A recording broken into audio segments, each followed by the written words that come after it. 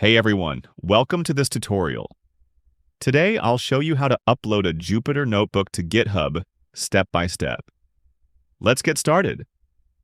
First, open GitHub and click the plus icon at the top right, then select New Repository. Now give your repository a name, add a description, and choose whether you want it to be public or private. Once you've set that up, click Create Repository.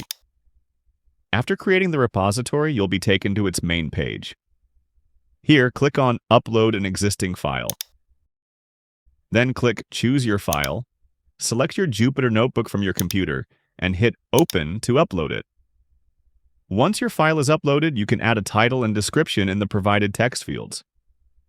Finally, click Commit Changes to complete the upload. And that's it. Your Jupyter notebook is now on GitHub. If you found this tutorial helpful, don't forget to like, subscribe, and hit the bell icon for more useful tech tips. Thanks for watching.